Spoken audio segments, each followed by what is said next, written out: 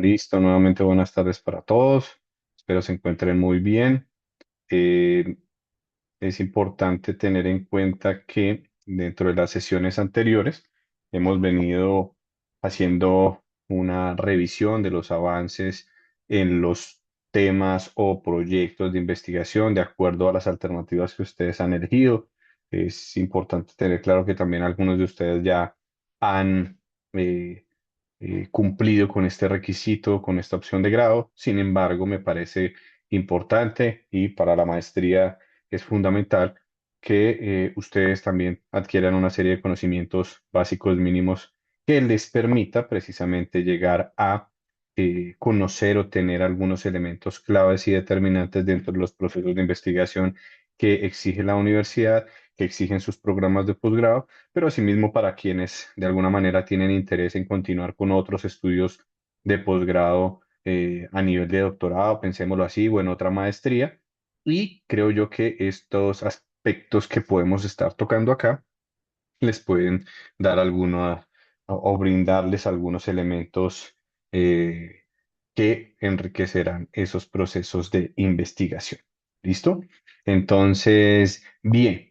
Ya la última sesión veníamos aquí dialogando previamente con la doctora Fabiana, con el doctor Javier, frente al proyecto que nos enviaba el doctor Javier para revisión. Yo hice algunas apreciaciones, algunas observaciones en la clase anterior que ustedes pueden consultar sin problema. Y allí van a ver algunas sugerencias que de manera muy respetuosa y de orden práctico pueden ustedes considerar para que el trabajo tenga una mayor rigurosidad, que tenga una mayor profundidad, claridad también, y frente a la delimitación misma de los temas que ustedes abordan. Eso es muy, muy importante, que tengamos claro que el proyecto en su gran mayoría requiere una rigurosidad y un mayor trabajo, una mayor dedicación en lo que corresponde a la definición del problema y el objetivo general. De ahí se derivan los objetivos específicos y de esa forma pues ya tenemos claro como un mapa de ruta preliminar sobre el cual vamos a entrar a investigar o a trabajar propiamente. Recordemos algunas cosas que en temas de investigación es diferente lo que corresponde a una investigación a lo que es una consulta, ¿no? Más aún estando en una instancia como esta a nivel de maestría, lleva a que el documento o el proceso de investigación sea mucho más riguroso y pase lo que son las barreras de una consulta. Yo consulto y encuentro información, mientras que en la investigación, pues yo determino que hay una problemática, hay una situación problema, una situación que requiere una solución y de esa manera yo entro a investigar, a ver qué han dicho, que en términos legislativos, en términos doctrinales, en términos de estudios que hayan hecho organizaciones u organismos de entidades del Estado o no. Entonces, que eso nos permita ir haciéndolo de manera muy, muy práctica allí. Entonces, eso nos va a ayudar enormemente a que podamos trabajarlo con, digamos, con todo lo que corresponde al estado del arte, que se ha dicho, qué información me puede ser útil, si hay alguna doctrina que me permita nutrir una posición, pues también. Y eso lleva a que todos esos elementos de juicio de los cuales yo me voy a valer me permitan dar una eventual respuesta a ese problema que estamos identificando, ¿no? Que estamos advirtiendo. Entonces, sí es fundamental que ustedes tengan claro cómo trabajamos en estos escenarios. Proyectos de investigación y no solas consultas que puedan de pronto únicamente decirnos o conllevarnos a que la pregunta que planteemos sea de una respuesta positiva o negativa y pues que ese no es el propósito. ¿Listo? Bueno, si quiere, el doctor Luis Enrique está por ahí. Cuéntenos un poco, ¿cómo usted también ya cumplió con su requisito de grado o también está adelantándolo hasta ahora? Doctor, con las buenas tardes para usted y los compañeros presentes. Yo soy o hago parte de ese porcentaje que no ha hecho todavía o no ha cumplido con su requisito. y estoy Perfecto. pues en proceso de construcción, doctor. Le cuento pues que han sido pues dificultades las que han impedido que se avance como se pretende, pero pues estamos intentando, o estoy intentando seguir el paso a paso que propone el curso, que si bien pues no nos lleva como tal a la construcción definitiva, pero sí nos da una puerta de entrada muy interesante para todo esto. Estaba, Así doctor, es. intentando buscar aquí entre mis documentos, pero como la compañera Fabiana me pasa igual, no estoy en el sitio, no estoy en el ordenador que tiene la información y tengo es un documento que no fue el definitivo que envié, pero al menos se alcanza a ver como la tabla de contenido y todo el tema de donde se pretende estructurar. Yo estuve Perfecto. presente, doctor, en, en dos sesiones con usted y tomé muy al tanto los apuntes que usted me daba en cuanto a la búsqueda selectiva de información, Ujú. encaminar ese estado del arte hacia la especificidad de lo que quería encontrar, no siendo pues un tema tan genérico. Yo hablo de todo el tema de la precariedad educativa como factor de vulnerabilidad en el Catatumbo, estos impactos de violencia y demás. Entonces he intentado, doctor, como orden de ruta seguir lo que usted me indicó y he estado pues en esa consulta constante y en esa consecución de información y he logrado sintetizar ciertas cosas partiendo de lo que usted me comentaba, que fue muy valioso, que es cómo se pretendió por parte del gobierno nacional con estos decretos de emergencia intentar dar alguna explicación a este problema que se viene presentando. Entonces logré encontrar que instituciones universitarias de la zona han desarrollado ciertos estudios, pero no tan encaminados al factor educativo, sino más bien al factor de cómo es la presencia de las personas hacia la educación, no tanto en la calidad, sino más bien en la cobertura. Y también pude encontrar que incluso el Centro Nacional de Memoria Histórica tiene un documento muy interesante, un estudio muy interesante, donde nos habla de un informe nacional de reclutamiento y toda la utilización de menores. Y también pues logré encontrar muchos documentos afines a esta problemática que en última pues están siendo como la piedra angular del trabajo. Y fue muy valioso también encontrar que existen organismos internacionales que han tenido presencia en el Catatumbo y que han planteado sus informes. Entonces, doctor, estoy como en esa consecución y tengo pues, entre comillas, una pequeña bibliografía que va intentando direccionar como lo que en última será mi trabajo de grado. He intentado cumplir con los apartes que se exigen en el curso, he tratado de enviar los borradores, todo el tema de las ideas para iniciar y enfocarlos desde el punto de vista investigativo. Entonces, estoy ahí muy pendiente a la escucha de sus sesiones grabadas cuando no puedo estar, porque sí se me hace un poco complejo por el horario, pero ahí estamos, doctor, en esa construcción. Bueno, perfecto, sí, no, muy bien. Sí, yo recuerdo que pudimos y tuvimos la oportunidad de hablar del tema y hacer algunas sugerencias frente al avance que se tenía.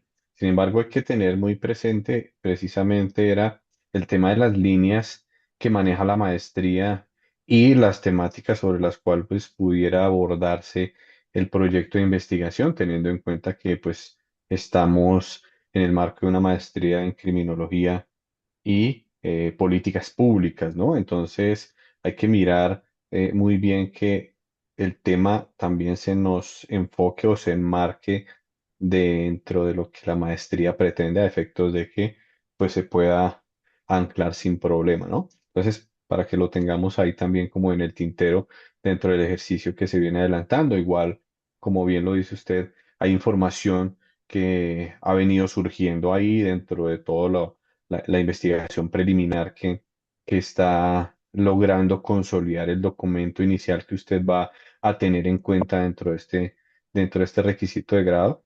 Entonces sí es importante que lo revise y que entremos siempre, o digamos que reiterando allí, haciendo ese barrido del estado del arte, ¿sí? De lo que hay, de lo que existe en términos legislativos, en términos doctrinales, jurisprudenciales, estudios, qué documentos pueden aportar precisamente a la investigación, que le brinden elementos de juicio al investigador, en este caso a cada uno de ustedes, para que pueda reforzar la idea de la existencia de ese problema y de la necesidad también de proponer una posible o una alternativa de solución que lleve a que pueda ser en términos de política pública o de sugerencias dentro de la misma política pública en cuanto a aspectos de orden sustancial o procedimental que permitan la consecución de unos buenos resultados frente a lo que se pretende mitigar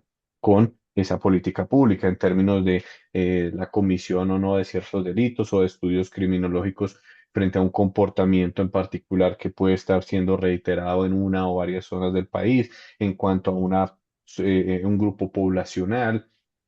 ¿Sí? Y hay que entrar a mirarlo muy bien allí.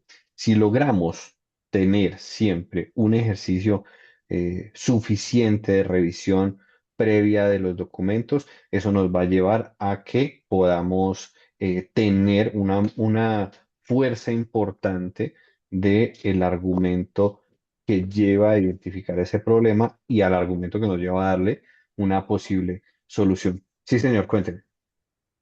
Doctor, me ha pasado algo y usted lo noté en sus sesiones, que usted lo comentó alguna vez, y no sé si es que me esté equivocando en la línea o esté malentendiendo el mensaje del curso, pero le comento que he cambiado por ahí 3 o 4 veces mi pregunta orientadora en cuanto a eso. Cada vez que tengo un problema, pensé que la estructura de la pregunta que tenía era muy sólida, muy amplia, en el contexto, pues, que me permitiría hacer un gran trabajo. Y cada vez que encuentro información distinta, tengo que sentarme a replantear.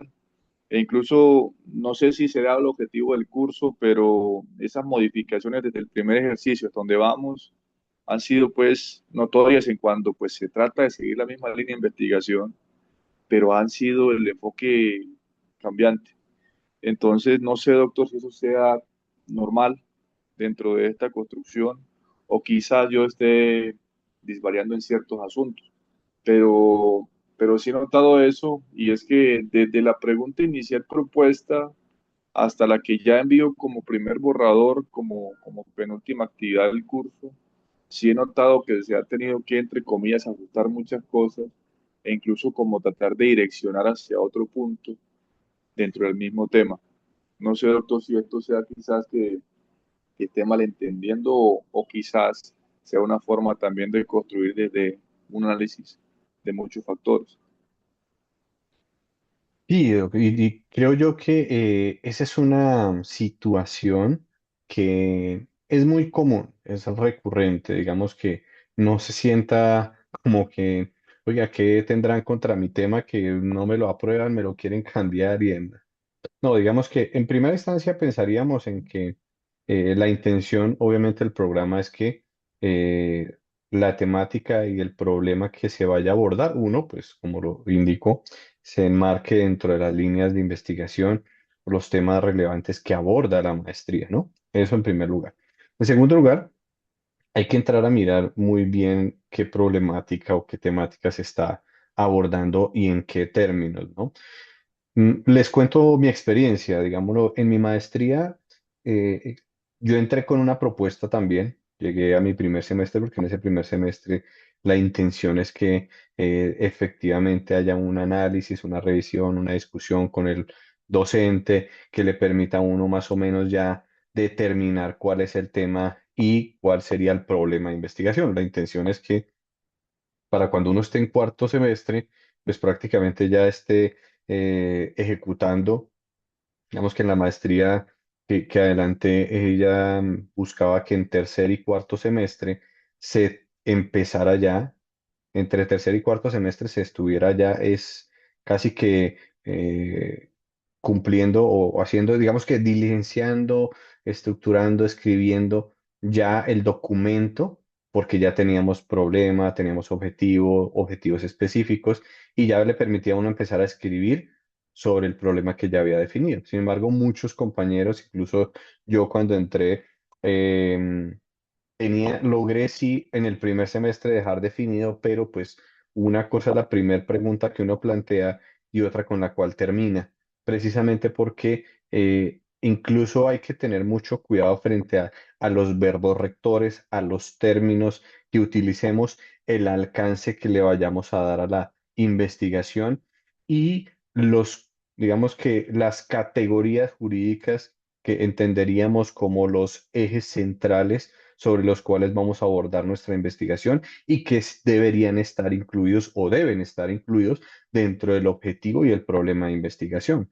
¿Por qué? Porque a veces también, muchas veces lo que ocurre es que nosotros pensamos en un problema que tal vez es válido, ¿sí? Pero a la hora de escribirlo, de expresarlo en términos de pregunta o de objetivo general, no es lo mismo que estamos pensando.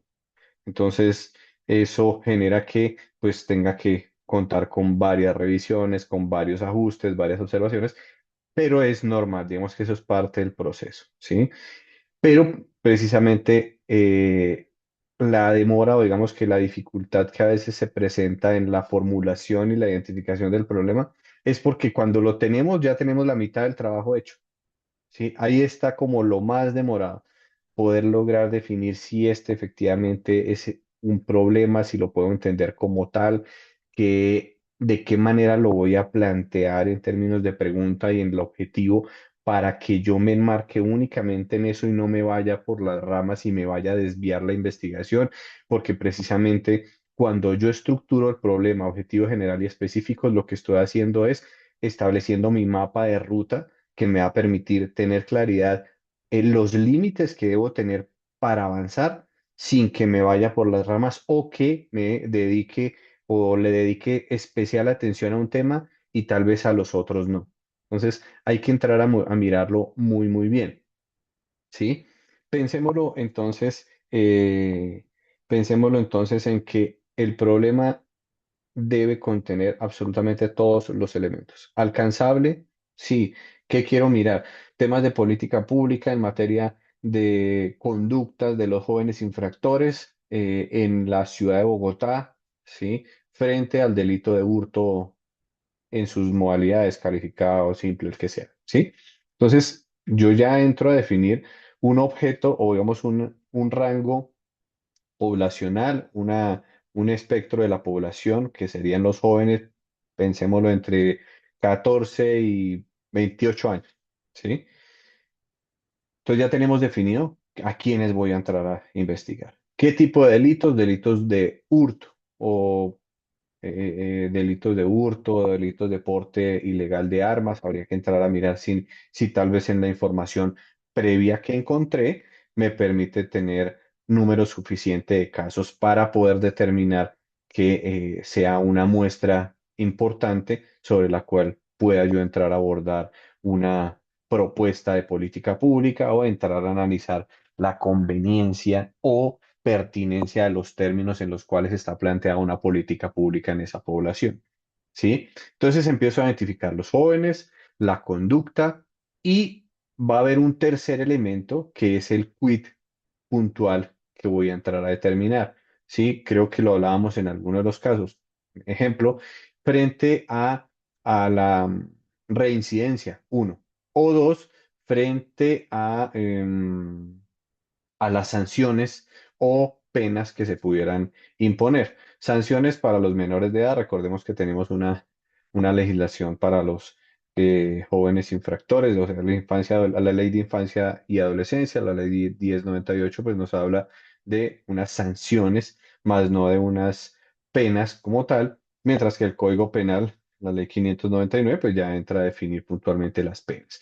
Entonces, si entráramos a abordar únicamente lo que es a mayores, a adultos, pues tendríamos que mirar cuáles son las penas que se están imponiendo para este tipo de conductas delictivas y las características que pueden estar teniendo estas personas, estos jóvenes, sí, entre comillas, podríamos decirlo. Todos, todos somos jóvenes, algunos tenemos un poco más de años, pero seguimos siendo jóvenes. De todas maneras, eh, es entre los 18 y 28 años, digamos que habría un rango de edad importante para el que pudiéramos analizar qué tipo de sanciones y digamos que una población que está laboralmente activa, que tiene todas las condiciones y capacidades para que tenga oportunidades laborales, oportunidades de formación profesional, de formación técnica. El Estado brinda muchas oportunidades y programas que permiten la inserción de estos jóvenes al mercado laboral. Entonces, hay que entrar a mirar qué elementos van a integrar el problema de investigación, ¿sí? Si ya sea que voy a entrar a mirar sin ejemplo, porque también la ley lo señala, si a las personas, a estas personas que están entre los 18 y los 28 años que han cometido delitos, se les está brindando la oportunidad de inserción laboral pese a tener antecedentes penales, ¿sí? O qué oportunidades hay, porque recordemos que hay unos incentivos para las empresas que vinculen a personal con estos antecedentes penales. Entonces, hay unos incentivos de orden tributario, entonces habría que mirar es si efectivamente eso está teniendo resultados, porque digamos en la práctica algunos empresarios lo ven desde el punto de vista del beneficio que le puede brindar sumado a las características y condiciones reales de la persona que puede aportarle de manera significativa y en materia laboral a la empresa, pero hay otros que tal vez únicamente por el hecho de tener antecedentes penales ya lo vetan y no admiten su ingreso. Entonces, habría uno que podríamos entrar a analizar precisamente esas estrategias que ha implementado el Estado, esas políticas públicas promovidas en procura de la inserción o la resocialización también y la posibilidad de nuevamente retomar el mercado laboral una vez están en libertad, pero vemos que en algunos casos, pues hay entidades, hay empresas que no los vinculan. Entonces uno dice, qué está ocurriendo realmente, ¿sí? Si efectivamente eso me constituye una limitante para poder acceder al mercado laboral, si efectivamente los incentivos están siendo suficientes, si la persona está contando con las garantías en términos de formación y de resocialización, rehabilitación que le permitan estar en condiciones con cualquier otra persona, incluso en algunos casos pudieran tenerse el eventual caso de que estén en mejores condiciones de formación y capacitación para poder brindarle herramientas a las empresas o aportar productivamente a las empresas. Entonces uno pudiera entrar a cuestionar eso y ver obviamente bajo estadísticas claras que dice el DANE, que han dicho las entidades, qué porcentaje de empleabilidad hay, número de trabajadores vinculados que hayan tenido antecedentes penales. Bueno, digamos que se me ocurre en este momento un tema que por allá en algún momento algún estudiante en temas de investigación también me comentó, pero no puntualmente en esto, sino hablando de ejemplo de las personas con discapacidad, que él puntualmente se enfocaba era en cuántas personas con discapacidad estaban siendo vinculadas por las entidades públicas, ¿sí? Y recordemos que hoy en día, pues, se exige que haya un porcentaje que esté definido para personas con discapacidad, indistintamente de la incapacidad que tenga, obviamente que sea esa incapacidad admisible con las funciones del cargo, entre otras, pero sí existe esa iniciativa. Incluso ahora en algunas de las convocatorias que están siendo publicadas en la Comisión Nacional del Servicio Civil y otras por instituciones particulares, se han requerido modificaciones precisamente a los documentos técnicos que permitan la inclusión de personas con discapacidad o para el caso nuestro, que pues, si bien no es cierto, no, no es el que haya dado lugar a esas modificaciones dentro de estas convocatorias, sí permite como hacer el símil que incluyen algunas características que permiten la facilidad de que estas personas puedan entrar al empleo público o a vincularse con empresas particulares. Entonces, es clave poder tenerlo muy bien definido qué quiero hacer y qué aspectos quiero abordar de tal manera que, como les decía, hay que de alguna manera anticiparnos con esa investigación previa y preliminar si efectivamente lo que estoy haciendo va a tener algún resultado, si voy a lograr llegar a un buen puerto, ¿sí? A buen muelle, voy a llegar a algún lugar que me permita eh, estructurar una buena propuesta, o por el contrario, en el camino me voy a dar cuenta de que no voy a encontrar nada, de que ya o se ha trabajado el tema o ya ha sido resuelto. Entonces, por eso es tan importante toda esa investigación previa, esa investigación preliminar, para que no nos ocurra que podamos llegar a callejones sin salida dentro del tema que estamos abordando. Entonces, la pregunta que el doctor Luis Enrique nos hace es una situación muy normal. Que cambie la pregunta inicial con la que termine yo desarrollando también, incluso está en los temas, ¿sí? Porque tal vez el tema ya ha sido trabajado o, se ha trabajado muchas veces o puntualmente el problema que quiero investigar pues ya ha sido abordado y tiene algunos resultados importantes que pudieran ser los que yo pretendía, pero ya han sido resueltos.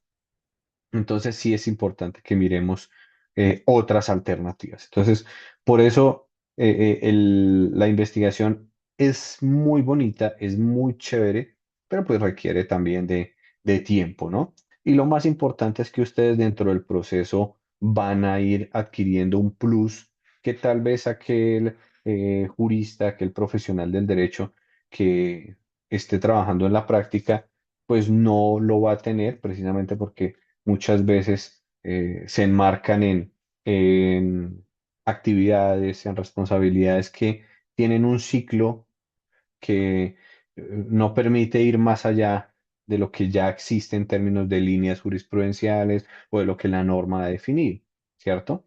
Entonces, la investigación nos brinda un panorama mucho más amplio en donde yo puedo ver muchas aristas, muchos puntos de vista, puedo asumir algunos de ellos, puedo tener argumentos que no se ajusten a esas otras posturas y son muy respetables. Ustedes saben que en derecho podemos tener diferentes posturas siempre y cuando tengamos los argumentos que nos permitan respaldar nuestra posición, pues sencillamente es válido. Incluso ustedes, tal vez si son litigantes también, pueden saber lo que al juez, el juez no tiene una verdad absoluta, ¿no? Sino que a nosotros como abogados nos corresponde es que ahí sí, nuestra teoría del caso, nuestra postura jurídica, nuestra tesis es la que queremos que el juez asuma y queremos es convencerlo de que esa postura nuestra realmente se encuentra ajustada y debidamente sustentada en derecho. Si nosotros logramos hacer eso, el juez sencillamente va a fallar a nuestro favor. Entonces, aquí es más o menos lo mismo. Nosotros entramos a identificar un problema y vamos a plantear una tesis, una postura, ¿sí? Y vamos a dar los argumentos por los cuales consideramos que efectivamente hay lugar a dar una solución, a dar otras alternativas para su desarrollo.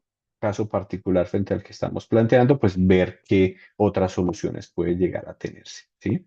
Entonces, sí es importante que no nos desanimemos, doctor Luis Enrique. Esa es una tarea normal que tenemos ahora, entonces, pues, sí, sí que si usted continúa trabajando, sin duda vamos a lograr tener un buen resultado. Pero pues a veces sin, em, digamos que se cansa uno un poco en el proceso porque pues uno le revisa y revisa, pero recordemos que es la mitad. Si nosotros definimos el problema, ya tenemos medio trabajo. Entonces, ahí a veces es la demora. Si logramos desentrabar cuál es el problema, qué quiero hacer, cómo lo voy a lograr, ya es prácticamente seguir la hoja de ruta, porque eso me va a plantear cómo y por dónde debo ir y dirigirme para que los resultados sean positivos. ¿Listo? Bien, señor. Muchas gracias, doctor. Sí, la verdad que usted lo indicó perfectamente. Sí fue como algo que me golpeó en cierto sentido porque entre nos, le comento, pensé que era algo mucho más simple en el evento de que se estructuró bajo la idea de que la creación de una universidad en el Tarra, corazón del Catatumbo, correspondía a un estudio previo de factibilidad educativa, pero ¿por qué si existe una universidad cercana? Entonces, quise dar como esa cuestión y cómo se intentó facilitar eso con esos decretos de emergencia. Entonces, creí que todo el contexto estaba ya armado, que simplemente era sentarse y créame, doctor, que ha sido complejo porque cada vez que me dio mucha risa porque hice los objetivos generales y específicos y cuando pasé al siguiente trabajo dije, no, eso tiene que cambiarlo todo, porque ya no tengo que identificar, ya el examen se hizo, pero se hizo mal y estoy direccionando el tema del análisis hasta un reconocimiento distinto. Entonces me tocó replantear todo el asunto, pero pues doctor, como usted lo explica muy bien, yo creo que ese es el fundamento de la investigación y hay que seguir en ello.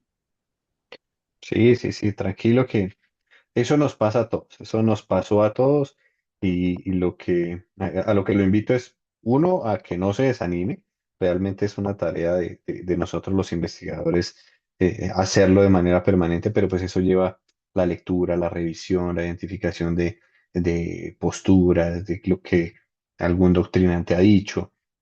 Usted sabe, en derecho tenemos miles de posiciones y más ahorita con todos los temas que se han venido abordando, eh, que quién puede ser candidato, que quién no, que las calidades que debe ostentar, bueno, una cantidad de cosas, por lo menos en el orden de derecho público, ¿no?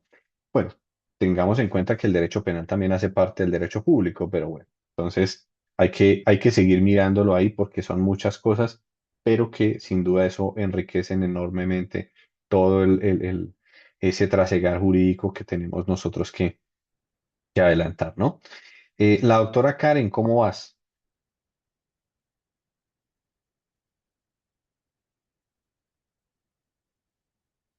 Doctora Karen Lorena, ¿estás por ahí? ¿Nos acompañas? Creo que la doctora Karen había en algún momento estuvo en alguna de las sesiones y uno de los temas nos comentó. Recuérdanos un poco sobre el tema para ver si pudiéramos también ir retroalimentando un poco más el ejercicio que vienes adelantando.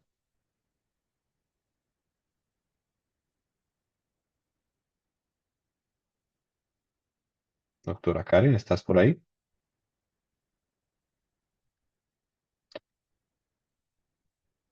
Bueno, mientras la doctora Karen se conecta o bueno, nos comparte el tema, sí sí es importante que continuamos teniendo esos principales derroteros de lo que corresponde el proceso de investigación, ¿sí? Si ustedes logran que en este primer semestre avancen de manera significativa con el tema, yo creo que es un gran paso. Hace hace algunos días, nuestro director de la maestría nos convocaba a una reunión precisamente para que pudiéramos, en primer lugar, dilucidar algunos aspectos de orden procedimental y de orden sustancial en cuanto a las opciones de grado y frente al trámite interno que deben adelantarse. Incluso algunos compañeros plantearon algunas inquietudes que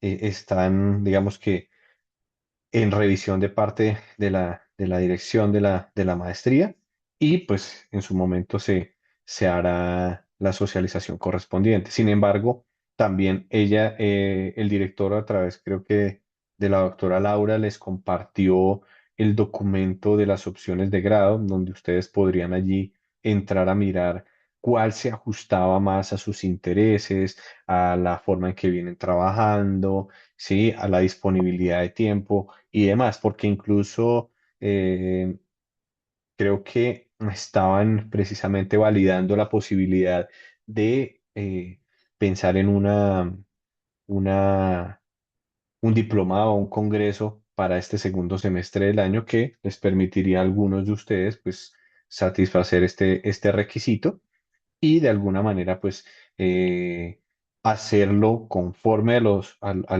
al policy paper creo que definieron para hacerlo, hacer su paper con base en alguna de las temáticas o problemas que los ponentes dentro del Congreso, del evento puedan estar sugiriendo. Incluso les cuento una experiencia bien particular y es que producto de estos ejercicios de participación en eventos eh, nacionales e internacionales, hubo un evento de derecho público en el cual uno de los docentes, uno de los ponentes, ahí sí como él mismo lo decía, lanzó algunas pildoritas que eran de interés para nosotros y de allí surgió precisamente uno de mis primeros trabajos de investigación, que fue el relacionado a las acciones de repetición. No sé si ustedes han escuchado sobre este mecanismo que está pues efectivamente incluido dentro de la ley 1437 como medio de control y ese medio de control pues si bien está regulado pues hay algunas vicisitudes, tiene algunos temas que han impedido que efectivamente logre su cometido. Vemos que la ley 678 del año 2001 contándoles un poco sobre el tema, para identificar el problema eh, puede tener. Entonces, la ley 678 sobre acciones de repetición, recordemos, ustedes lo tienen claro, y es que se fundamenta primero en el artículo 90 constitucional que nos habla de la responsabilidad del Estado, ¿no? Cuando hablamos de responsabilidad del Estado, recordemos que hay una responsabilidad contractual o extracontractual del Estado y que el Estado actúa a través de sus agentes, ¿no? De sus funcionarios. El Estado como una persona jurídica, como un ente ficticio, digámoslo, funciona a través de las personas naturales que somos nosotros, que pudiéramos ostentar la calidad de servidores públicos y que somos como sus manos a través de nosotros o a través del servidor público, valga decirlo, se manifiesta y pues hay muchas formas de manifestación de la voluntad de la administración, como son los actos administrativos, que es de manera primigenia la forma en que esencialmente se manifiesta, pero a través de los contratos, a través de actos, hechos administrativos, son formas en las cuales se puede llegar a manifestar la voluntad. Ahora bien, estos servidores públicos, pues en algún momento dentro del ejercicio de sus funciones, pues pueden llegar a hacer algo más, porque recordemos que hasta el artículo sexto constitucional, cuando habla de la responsabilidad de los servidores públicos, dice que ellos están enmarcados en la Constitución y la ley. No pueden hacer ni más ni menos, ¿cierto? Entonces vean que yo estoy haciendo el panorama completo. ¿Para qué? Para decir, para ir hacia el problema. Y es el servidor público, pues como puede hacer más o puede hacer menos, pues esa conducta puede generarle un daño a un tercero. Si ese causa un daño a un tercero, ese tercero puede demandar al Estado, ¿sí? Por vía de reparación directa. Y si el Estado advierte que ese servidor público con su conducta pudo haber generado esa responsabilidad del Estado, porque ahí ya también pide un elemento subjetivo, ¿no? Que haya sido una conducta dolosa o gravemente culposa de ese agente suyo. Si esa se materializa, el Estado puede repetir contra ese servidor y decir, oiga, señor servidor, venga para acá, que este señor Pepito Pérez, como ciudadano, nos demanda al Estado por una acción que usted cometió o por una omisión, valga decirlo, y con ocasión de esa conducta, pues el Estado tuvimos que repararlo. Esa reparación constituyó la suma de X cantidad de dinero. Entonces, señor servidor público, como fue usted, pues su culpa fue en una, un actuar indebido de parte suya. Usted tiene que devolverme ese dinero que yo le pagué a ese tercero por vía de reparación directa. Hasta ahí vamos bien. El servidor público pudo ser responsable. La cuestión esta es cómo la ley, cómo el legislador estableció los criterios para que pudiera el Estado recuperar ese dinero. Me puse yo a mirar, a pedir información. Puntualmente lo hice frente a un municipio. Dije, bueno, pues una ciudad capital. Pedí información a la administración. Les dije, oiga, señores, quisiera ver cuántas reparaciones directas hay en su contra. ¿Sí? Que ya estén sentencias ejecutoriadas, que ustedes hayan sido obligados a pagar X suma de dinero. Ah, bueno, sí, tenemos tantas. Listo. De esas, ¿cuántas han sido objeto de estudio para repetición? Todas o muy poquitas, entonces me daban el porcentaje. Les dije, listo.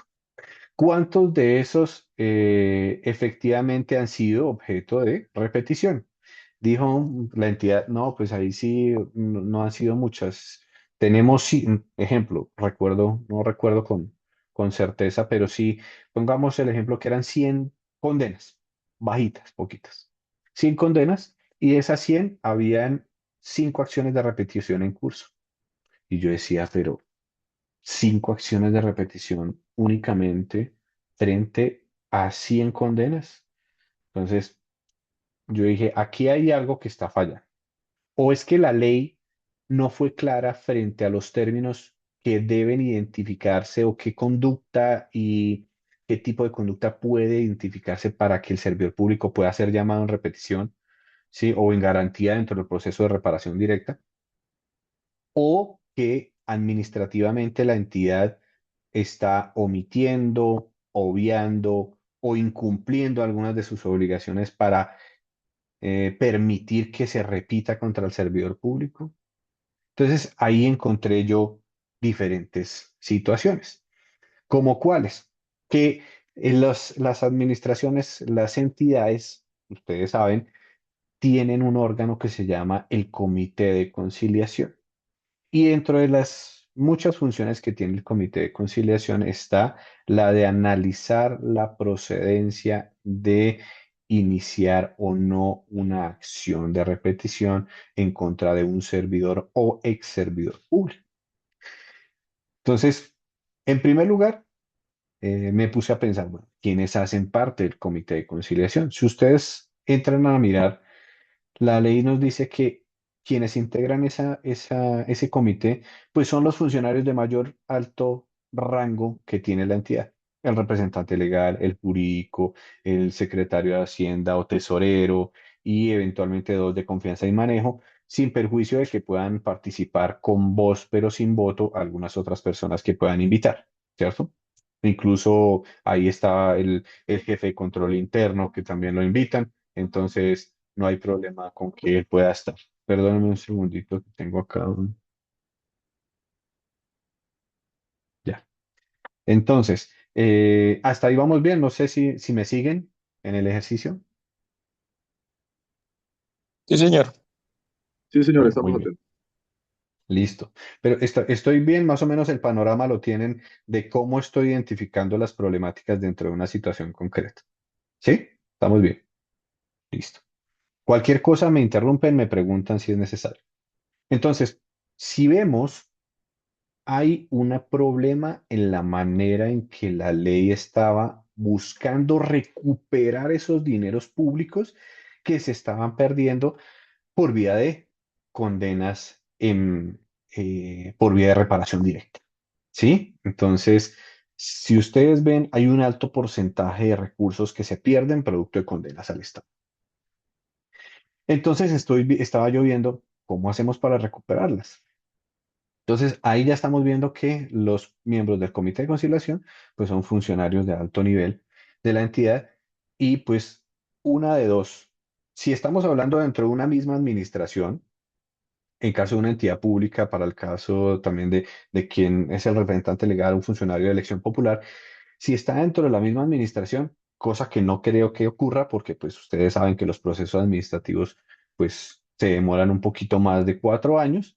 Entonces, si se surte primera y segunda instancia, entonces generalmente ocurre que hay un tránsito de mandatario de tal manera que pues es el nuevo gobierno de turno quien entra a hacer esos análisis. En esos eventos, pues una de dos cosas ocurre. Si el, pensémoslo, es que son muchas aristas, pero les quiero comentar. Eh, si el nuevo mandatario es de la línea política del anterior, pues sencillamente no habrá mucho análisis allí y pues se hará algún argumento que diga no, no es viable, no es procedente iniciar la acción de repetición contra este funcionario, porque efectivamente alguno de los de alto nivel del el gobierno anterior, pues fue quien cometió el error. Entonces, eso ocurre. O si fue alguno de muy bajo nivel, pues sencillamente para ellos no es ningún inconveniente entrar a adelantar la acción de repetición. Entonces, una es, digamos que la traba que se puede llegar a generar dentro del comité de conciliación. Uno. Dos, pensemos que el comité dijo, listo, iniciamos la acción de repetición. Entonces, iniciaron la acción de repetición y pues sencillamente la administración no entró a demostrar la conducta dolosa o gravemente culposa de su servidor o ex servidor público y el juez termina fallando negativamente frente a la responsabilidad que le asiste a ese servidor o ex servidor público. Y el dinero se perdió. ¿Sí? Entonces, otra dificultad. Uno, ¿quiénes integran el comité? Dos, si inician o no la acción de repetición y cuál es el resultado. Es ahí quedamos eh, como a la deriva. Dos problemas. Un tercer problema, ¿cómo sabemos o cómo logramos demostrar una conducta dolosa o gravemente culposa? Entonces, la ley 678 también nos hablaba de unas presunciones de dolo y unas presunciones de culpa. Entonces nos estaba diciendo, un funcionario o alguien tuvo o adelantó una conducta dolosa cuando, punto, actuó con desviación de poder, cuando emitió un acto administrativo con ausencia de motivación, cuando emitió un acto administrativo con falsa motivación y otros, como otras dos causales allí que no recuerdo muy bien. Y asimismo lo hace con la culpa grave. Entonces yo les pregunto,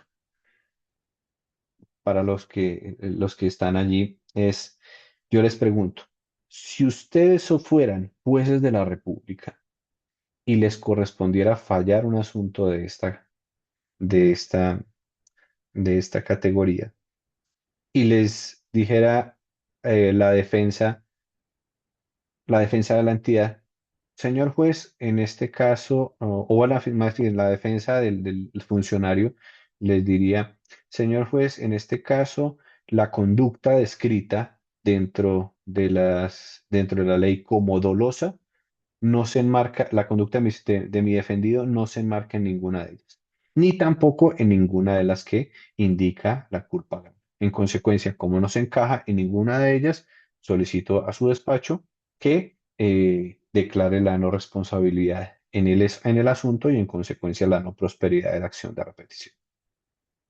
Entonces, una inquietud, y vean ustedes que frente a eso, vean que hasta allí tuve que analizar la ley y entrar a preguntarle a las entidades qué información me daban, qué elementos de juicio me daban para yo seguir preguntando.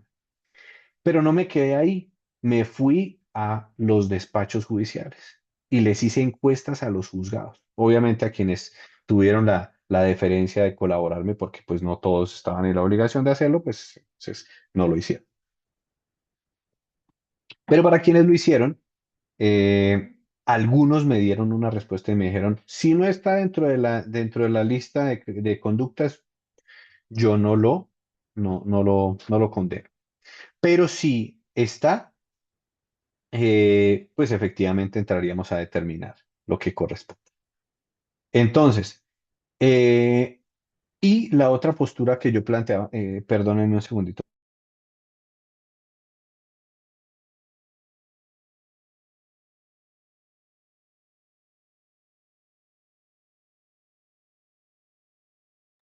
Entonces, excúsenme.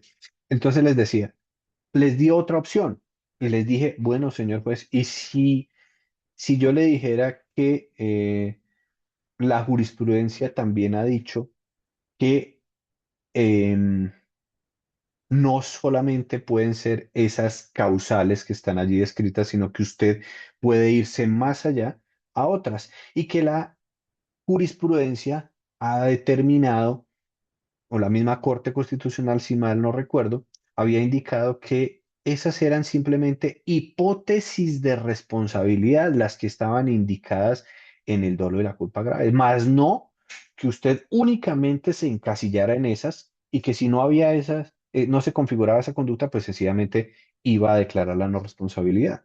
No, decía usted, puede tener en cuenta esos, pero puede irse a otras más que usted pueda identificar de acuerdo a las calidades, roles y responsabilidades que tiene o tenía ese servidor público y de esa manera determinar si era o no una conducta dolosa o gravemente culposa.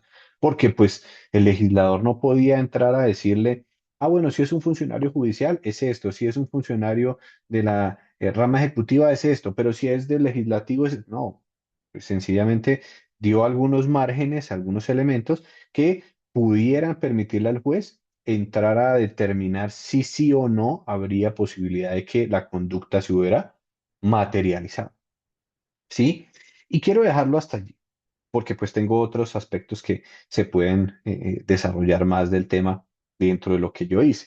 Sin embargo, quiero que tengamos en cuenta cómo una, un tema como es la acción de repetición tan amplio me llevó a entrar a escudriñar, a desentrañar dentro de la norma qué estaba ocurriendo, si efectivamente ha tenido o no un resultado. Y eso mismo es lo que quiero que ustedes hagan o lo trasladen al ejercicio profesional que ustedes están haciendo y más si lo tienen enmarcado en el tema laboral.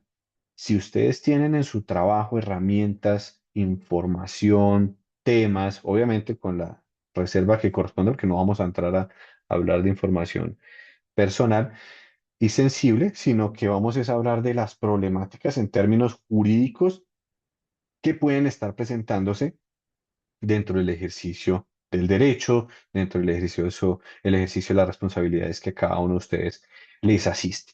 Entonces es ver qué quiero y qué puedo hacer. Entonces, vean ustedes la pregunta que yo planteé frente a la primera problemática que identifiqué, el tema de los comités de conciliación. Yo empecé a determinar o me enfoqué en si la, o espérenme, recuerdo mucho, si el comité de conciliación como órgano administrativo de análisis de procedencia de las acciones de repetición cuentan con con el personal idóneo para este tipo de análisis. Más o menos así lo establecí, pero quería yo ver primero quiénes integran el comité, cuáles son las calidades de los mismos, ¿sí? Uno, dos, el análisis, porque la ley dice que tenía que analizar la procedencia de las acciones de repetición. Entonces, si requiere el análisis para que determine la procedencia, es decir, es viable una acción de repetición, uno, pues hay que entrar a hacer un análisis jurídico de la conducta. Y si yo me pongo a hacer el ejercicio o a pensarlo frente a una administración municipal, esa administración municipal, en muchos casos, pensémoslo por allá en alguno de los municipios alejados de los departamentos, algunos de ellos ni siquiera son abogados, ¿sí? Si es, no son abogados generalmente, ¿no? Dos, sí tienen un abogado, un asesor jurídico. Pero pues el asesor jurídico, pues conoce derecho público, conoce contratación estatal y muchos temas de derecho administrativo. Sin embargo, cuando hablamos de la repetición, pues es un tema que tal vez no muchos conocen. Entonces, que de pronto se ha venido mejorando su conocimiento en los últimos años, sí, pero pues aún sigue siendo de desconocimiento en los detalles, ¿no? Entonces, eh, yo les preguntaba, o más bien yo me preguntaba, tienen al alcalde, que no es abogado, pueden tener un asesor jurídico que pues tal vez no lo domina muy bien. Está el tesorero, secretario de Hacienda y tiene otros dos de confianza y manejo o de a nivel directivo, ¿sí? Tiene el jefe de control interno, que bueno, hasta el jefe de control interno ahora pues puede llegar a brindar algunos elementos importantes en este análisis, pero si ustedes se dan cuenta pues no eran suficientes. Entonces, una de las propuestas que yo hacía en su momento era, oiga, ¿por qué no pensamos en que ese análisis, que es un análisis jurídico, pues no lo hagan solamente, o más bien, que ya no lo haga este comité, sino trasladémoslo a otra entidad? Pero pues era una propuesta, ¿sí? Entonces ahí es donde yo entro a analizar, bueno, ¿y qué entidad sería pertinente que tuviera ese conocimiento, la formación para poder hacer ese análisis? Yo me ponía a pensar y dije, oiga, pues uno, podría ser un órgano de control. ¿Por qué no pensar en que la Procuraduría pudiera hacer el ejercicio? Más cuando también la Procuraduría dentro de sus funciones misionales está la búsqueda en la preservación de los recursos públicos. Entonces, podría ser. Y más porque pues hace un análisis jurídico de las conductas y que pudieran constituirse en faltas disciplinarias de los servidores públicos y que allí pudiera relacionarse también un poco al escenario administrativo para que pudiera hacerse mucho más fácil el ejercicio. Entonces, bien. Incluso otra propuesta que yo planteaba era, bueno, pues posibles soluciones, eso se me venían muchas a la cabeza. ¿Por qué no pensar en la determinación o definición de lo que sería una posible conducta dolosa administrativa o una culpa grave administrativa? Porque pues vuelvo y digo, no es lo mismo un dolo o una culpa grave en materia administrativa que en materia penal. Sí, pues hay algunas similitudes, pero pues son diferentes. Entonces, vean ustedes que en el ejercicio esto, como les digo, yo tuve que entrar a mirar, se me fue, sí, casi, eso sí, obviamente yo disponía de todo el día, porque pues eso fue cuando inicié mis procesos de investigación, apenas estaba terminando mi universidad, pero digamos que como contaba con el tiempo, pues tuve la oportunidad de revisar la norma, revisar jurisprudencia, entrar a hacer solicitudes, peticiones a las entidades, entrar a cuestionar sobre qué estaban haciendo, cómo lo estaban haciendo, por qué lo hacían, ¿sí? Y pues de esa manera entré a plantear la problemática que hoy les cuento. Pero si ustedes se dan cuenta, a lo que hoy es que hay diferentes formas de abordar y encuentro diferentes problemáticas. Sin embargo, yo debo incluir dentro de mi pregunta, si me voy hasta al tema de la idoneidad de las personas que hacen parte del órgano administrativo, como es el Comité de Conciliación, para determinar la procedencia de las acciones de repetición. Entonces, yo entro a mirar primero o el órgano administrativo del Comité de Conciliación. Uno. Dos, eh, y su idoneidad, ¿no? Tres, digo dos, entrar a mirar las conductas que establece la ley. Uno, quién es el comité, qué hace. Dos, cuáles son las conductas dolosas y gravemente culposas. Y tres, frente a la decisión o no de procedencia de las acciones de repetición. Entonces yo entraba a mirar si efectivamente en esa triada me pudiera permitir identificar la causal que lleve a una solución clara y contundente. Yo estaba planteando algunas propuestas. Obviamente, recordemos que allí estaba yo en un escenario distinto. A nivel de pregrado, pues yo puedo plantear las problemáticas y demás sin que me implique a mí entrar a establecer una propuesta y desarrollarla. Aquí, en este escenario, en el marco de una formación al nivel de maestría, sí requiere precisamente que debamos entrar a proponer y establecer unos argumentos que me lleven a que mi propuesta pueda ser viable desde lo académico posiblemente para que pueda trasladarse al nivel gubernamental, si lo que yo pretendo efectivamente es alguna modificación o reforma en materia de política pública y que genere un impacto positivo dentro de la sociedad. Entonces, eso es parte de la tarea que uno debe hacer. Eh, Hasta allí sí me di a entender, sí fui lo suficientemente claro, más o menos comprendieron un poco lo que yo quería hacer y el mismo ejercicio que hice para poder lograr el resultado que, que tuve, porque finalmente pues la investigación me llevó a cuestionar los comités, a saber que no eran idóneos, que si era posible trasladaran esa función a otra entidad, ¿sí? O que otra, pues digamos que yo casi que me senté a proponer diferentes cosas, pero que eso deriva es precisamente en esa investigación previa. Yo sabía que la ley tenía problemas. Yo sabía que iba a encontrar vacíos y que los podría poner de presente, además de generar eventualmente una propuesta. Aquí mismo también tienen que hacerlo ustedes.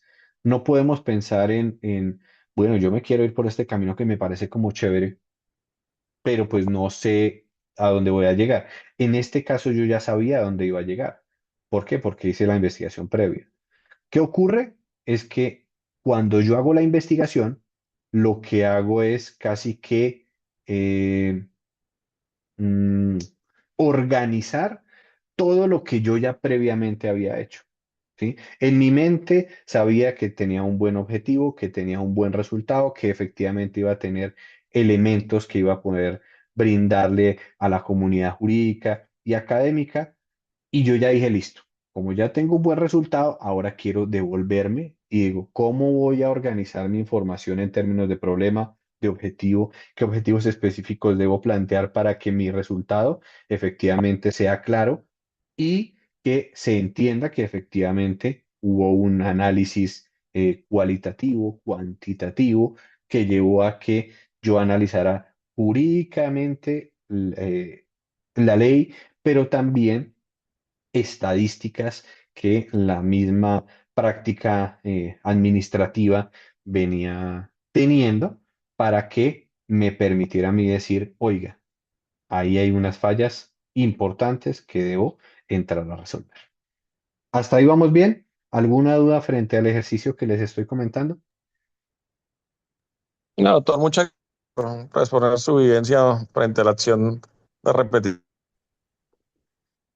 Nos deja Exacto. la incertidumbre, doctor, de qué hubiese pasado si continúa buscando soluciones. No, digamos que yo ahí encontré incluso más problemáticas, ¿no? Más problemáticas porque incluso eh, ahí está, pues, las calidades, estamos a la frente a las presunciones de la conducta, frente a al curso de la acción de repetición, frente a la necesidad o no de marcarse dentro de las presunciones de dolo y culpa. Bueno, tenía varias ahí, ¿no? Y digamos que son de las que eso ya lo había hecho hace un buen rato, pero que digamos que esto lo tengo ahí sí como una experiencia significativa, dijo un profesor alguna vez, precisamente porque fue el camino que me permitió empezar a mí incursionar en materia de investigación. Y yo dije, oiga, este tema es chévere, o sea, investigar es chévere, porque incluso recuerdo mucho que uno de mis profesores allí me invitó a uno de sus clases y me dijo, Mario, venga, que necesito que usted les cuente un poco de lo que usted ha hecho en su experiencia en investigación. Pues obviamente yo era ahí sí un muchacho que hasta ahora estaba incursionando, pero dijo que yo quiero escucharlo y háblenle a sus compañeros. Entonces él lo que quería hacer ver y me decía era, es que yo quiero que vean que aquel estudiante que investiga, que lee, que revisa, que analiza, que cuestiona, pues destaca y digamos que tiene un plus frente a los demás porque pues muchas veces, igual a mí me ha pasado, tampoco digo que es mejor dicho que aquí la que lumbrera, sino que pues efectivamente a veces nos quedamos con la información que el docente nos da.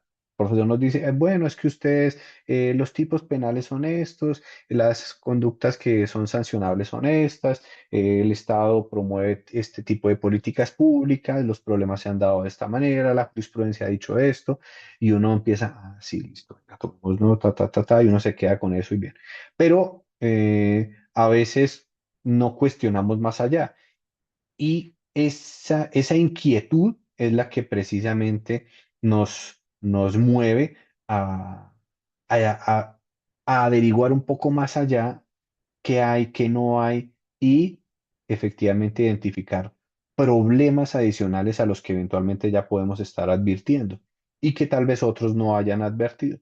Y eso es lo que precisamente se quiere en escenarios como estos. En la academia podemos hablar lo que queramos, decir lo que queramos, ¿sí? Porque pues es un escenario académico donde las posturas son diferentes, donde cada uno argumenta y pues son precisamente esos argumentos, esos soportes jurídicos que nosotros tenemos los que van a plantear el respaldo de nuestra postura. Entonces, es eso lo que queramos hacer. Si ustedes, cuando terminen este semestre, logren o logran definir un problema que tal vez para alguien dice, no, pero qué locura está diciendo el doctor Javier Eduardo, el doctor Luis Enrique, ¿cómo se le ocurre eso? Pero si ustedes tienen todo el soporte, todo el argumento y van hacia adelante y lo siguen, ahí sí, mi padre, que también es abogado, me decía, mire, por más absurda tesis que usted tenga, si usted tiene los soportes, los argumentos, todo lo que usted considere por lo cual es viable, y si tienen efectivamente el respaldo suficiente, pues yo se lo voy a respetar. Puede que yo no tenga la misma postura y no la comparta, pero pues eso no le quita que sus argumentos pues puedan ser válidos, ¿sí? Entonces, esa es la tarea que tenemos, ¿no? La tarea es entrar a revisar, a leer muy bien, que nos permita tener un resultado alcanzable. Y aquí es clave, ¿por qué? Porque si yo me hubiera puesto a plantear todos los problemas que les comenté, bueno, algunos de esos problemas, los hubiera dejado dentro de mi investigación, pues sencillamente no hubiera podido prosperar porque pues yo hablé de muchas cosas, pero de nada al mismo tiempo. Entonces yo necesito desenfocarme en uno. O voy a hablar de las presunciones, o voy a hablar de la acción de repetición en curso, digamos, en su trámite judicial, o voy a hablar de los comités.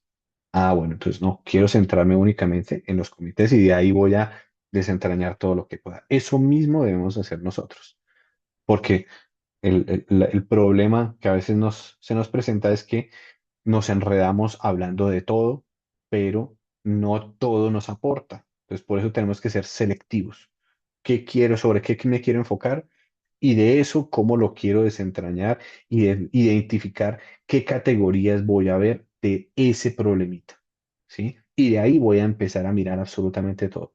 Porque si no, pues eso se va a unir con otros temas, con otros asuntos, y pues eso me va a desviar la investigación, ¿sí? Entonces, esos son algunos de los aspectos que quería como dejarles de presente hoy a ustedes. Espero que eso les pueda ayudar a ustedes dentro de la tarea de estructuración de los borradores de proyecto y que los motive a que la investigación realmente tiene muy buenos resultados, que tiene resultados satisfactorios, porque pues eso fue para mí muy grato, uno, tener buen resultado como tesis de pregrado, pero también dentro del reconocimiento que algunos maestros me hacían frente a que podía seguir incursionando en el tema, podía seguir avanzando en la investigación por los problemas que les comentaba. Es decir, yo tenía para hacer varias investigaciones ahí con ese mismo temita, ¿sí? Porque encontré diferentes problemáticas. Y lo mejor aún era que como se relacionaban, pues había un estado del arte importante, un marco teórico que ya iba a utilizar casi para las demás porque era un sustento del cual se derivaban esos problemas. Entonces ya tenía casi la mitad de la investigación de todas las demás, ¿sí? Por ahí tengo un par de artículos del tema, entonces creo que pues ya están un poquito viejitos porque eso ya es un tema que abordé hace algún tiempo, pero que muestran un ejercicio interesante del asunto. Entonces, no sé si hay alguna pregunta, alguna duda y con gusto pues la resolvemos. Cuéntenme, por favor. No, doctor, más que preguntarles, agradecerle. Creo que tenía pues esa incógnita que le comentaba a usted muy presente y escucharlo hablar a usted de su forma, desde su práctica investigativa, pues muy satisfactorio. Entonces es quedar tranquilo en cierto aspecto y, como usted lo dice, fundamentar la investigación en que es un proceso complejo pero satisfactorio al final, buscando encontrar pues los mejores beneficios para la academia y por qué no trascender también en el ámbito de la política pública. Entonces, muy agradecido, doctor. Así es, así es. No, con mucho gusto.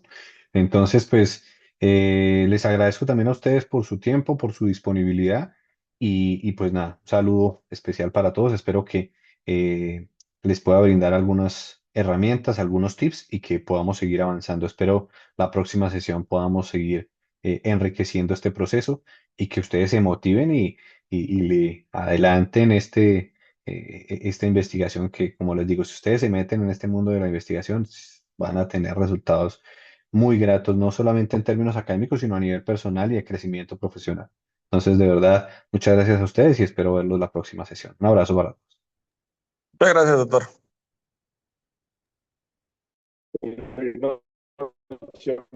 Muchas gracias.